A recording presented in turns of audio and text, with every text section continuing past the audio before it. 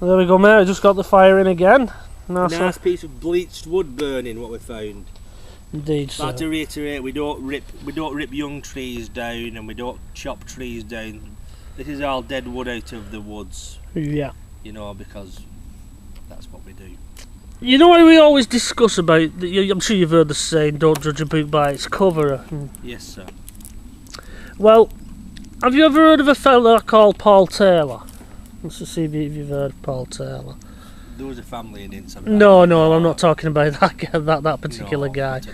Paul Taylor was involved in what I'm sure you remember, the 1990 Strangeways riots. He orchestrated it. Yeah. Him and a bloke called Anthony Lord from Liverpool. Right. And Paul Taylor, you can find Paul Taylor if you go in the big park at Birkenhead. There's a big park there, and you can meet him. Right. I just mean meet him as a normal bloke. No, it's not some photo opportunity. And he goes round handing out poetry and stuff. And right. Anthony Lord actually said, he said when riot was going on and prison was ablaze and there was people shouting, he says he was just stood there quoting Shakespeare. Yeah. He says I found him a really enigmatic character. Yeah. And what I won't get at is that's a working class hero. Yeah. I mean, whether they won't agree with it or not, he did bring about change. He paid for it. He got another 10 years whapped on his sentence for what he'd done. But it ended slopping out and other shit, so he brought about a good thing, really.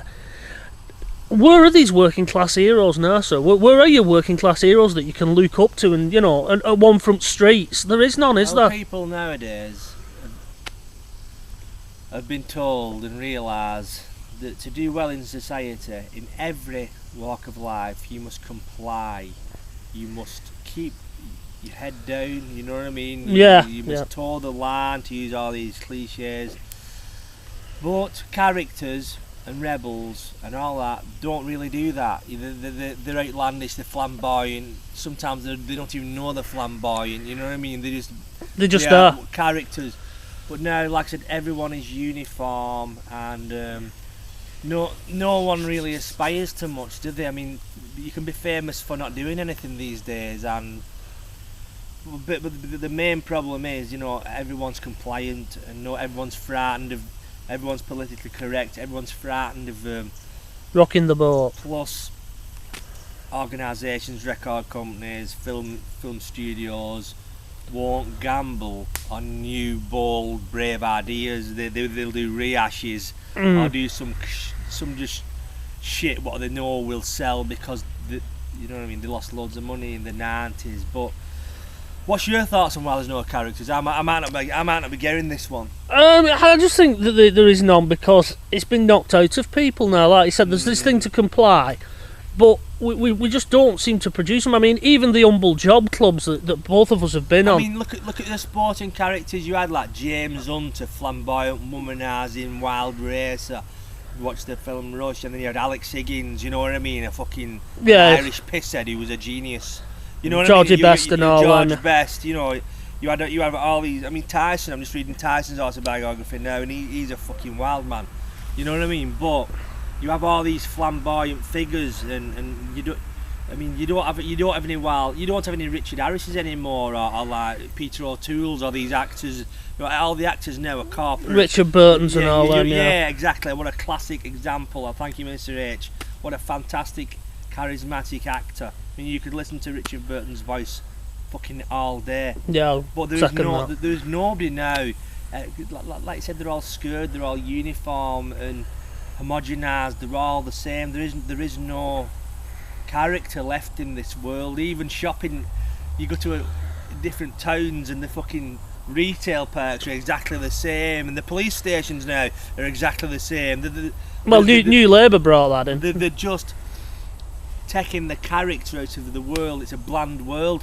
So when you get characters, it's like, oh fucking hell, stamp on this. You know what I mean? They're reined in straight away, unless they don't give a fuck. You know what I mean? Unless, like, I'm not saying I'm a character, but I've struggled a lot, with my comedies, because it's not politically correct, and a lot of people have closed doors to me. But this questions, are you how dedicated you are to your cause. What are you prepared to lose? Yeah. You know what I mean? But in essence, it boils down. As leaves fall down, that's made it more dramatic. Another leaf falls down. A branch. And, yes, it's a CIA tree. But yeah, the leaves have fucked my thoughts up, Mr. Goat. But basically, you know, it makes you think how dedicated you are, and how important is money to you, or what you do. And if you want to earn lots of money, go and be a fucking accountant. You know what I mean? I like what I'm doing. I like putting small gigs on at venues that are struggling, and I like the fact that I, more than anything, support the local community. Yeah. You know what I mean? I'm give the money generated from them nights pays comedians who are like myself, not getting much work, and we're also supporting and we're keeping a venue open. All that money generated is going into the local community. Now, you know, how do you define success? You know, you know what I mean. There's many millionaires who are absolute wankers and horrible people. I wouldn't want to be one of them people on live at the Apollo. I'm not just saying that. I've done television. I've seen how it works. It doesn't interest me. You know, I'd rather be an outlaw, if you will. I don't know if I'm going off track here with what I'm saying. I mean, you're right, it's what you're prepared to give up. What you're prepared to sacrifice. And, you know, going back to Strange Ways riots, Paul Taylor gave up 10 years of his life. You know, I don't know how far he was into his sentence when it erupted, but... With this day and age, individuality... It's crushed. And there's a high price to pay for it. And you have to be willing to ask yourself, are you willing to pay the price? But for me personally, the price is worth it, because I would rather live the life I'm living than the life that most people in this country and the world's living. Yeah, it's a worldwide problem. We do forget that. We tend to say it's this country. Be yourself, and was it know thyself? Yeah. I mean, you get these people who are clamouring to get in this country, and I feel sorry for them in some ways, because I saw it last night in Blackpool, and there was this guy. He was an Asian there with turban on and that, walking around with a can of lager, and that's just not acceptable in their own country. No. And it's like, look what's happened to you.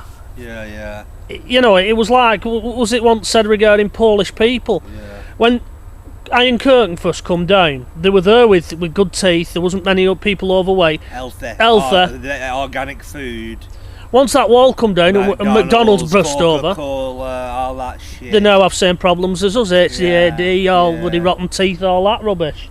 It's like I said, there is a price to pay, but be yourself at the end of the day. I just think we'll close there, sir, with the fire, because it's burning lovely, that fire. It looks very aesthetic, Mr. H, if you don't mind me saying.